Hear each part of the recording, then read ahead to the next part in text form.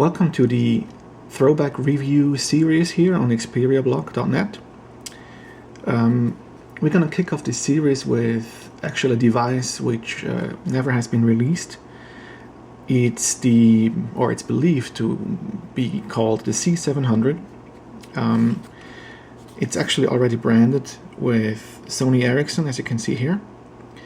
But I think based on the looks and if you compare it to the C7, which was released by Sony, you can definitely tell that it probably was in the pipeline on the Sony side before the joint venture with Ericsson was initiated.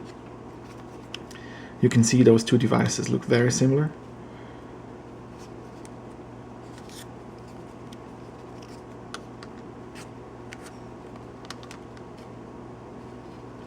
So I believe the Z700 was actually, as I said, in the Sony pipeline, and probably at the time the joint venture started, the decision was made that it would not be released as the first phone under their joint venture brand, but instead the T68 was released, or was continued to be released under the Sony Ericsson brand.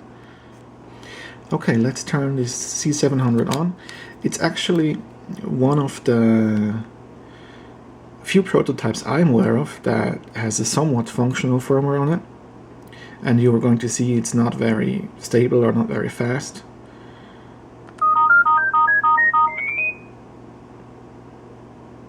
There you can see it.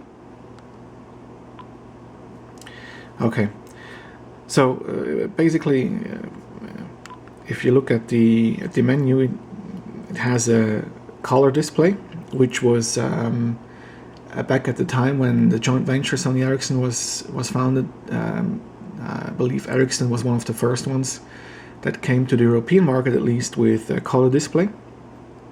And the Z700, as you can see, was also equipped with a color display.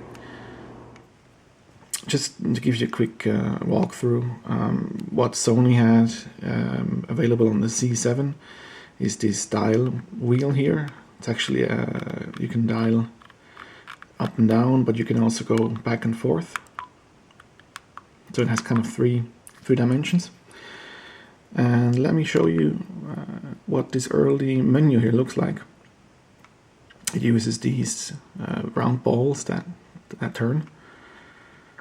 And those of you that still remember the old Sony and the early Sony Ericsson devices, this will look very familiar to you, I'm assuming. This device had GPRS, it had Bluetooth, which was pretty new at that time. So just quickly walk you through the menus here, at least the interesting ones. There is the extras menu. There's were supposed to be some games. I don't think they run here. Yeah, that's empty. There's a calculator and that kind of stuff. So it's pretty much the same like we know from later Sony Ericsson phones, T68, which will be actually the next one in the series that we're gonna have a look at. The device was supposed to have internet via WAP.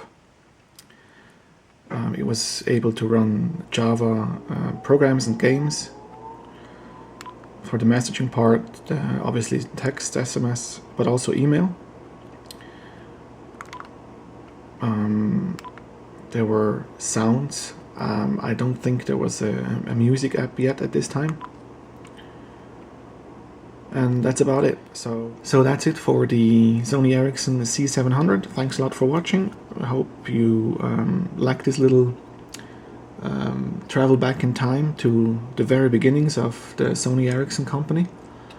Next time we're going to look at the Sony Ericsson T68M and I, the two versions.